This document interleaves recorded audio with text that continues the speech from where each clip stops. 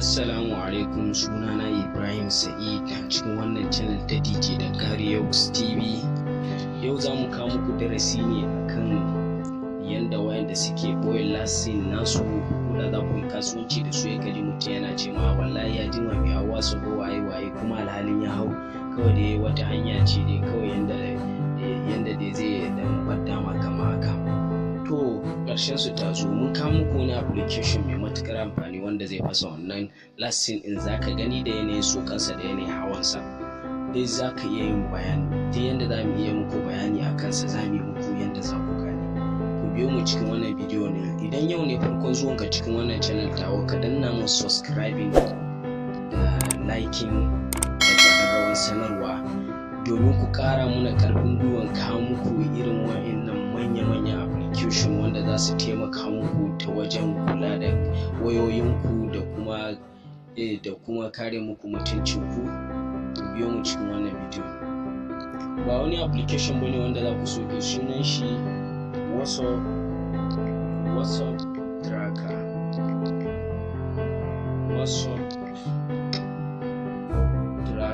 Last sim kun kalle shi zai rubuta muku yadda za ku gane. To mu sabida kar mu bata muku lokaci, bari mu hanzarta, ba da wannan zamu yi ba. Kun kalle su ga sunan kala-kala, amma mu ba da wannan zamu yi ba.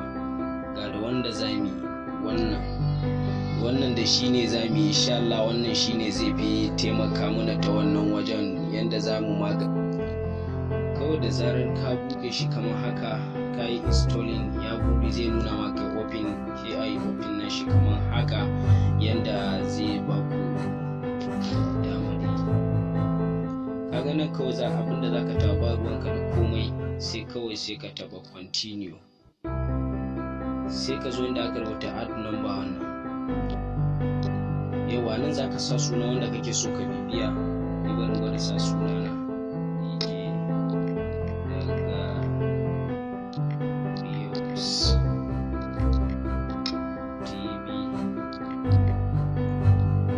kaga yadda aka sa nan, kaga lamba American ya nuna ma, amma kai kawai karka damu, kawai ku goge 1 ka sa naka na Najeriya 234, sai ka sa number wayan da kake so, ka kalli lasin nashi da bayanan nasa, sai kai haka, sai ka taba shi haka.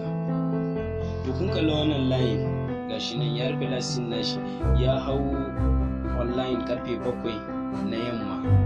A nan gurin ya so karfe 7:03 cicip. A nan gurin kuma jiya ya hau karfe 6 na yamma, ya so karfe 6 na yamma da yake bai wani abu ba.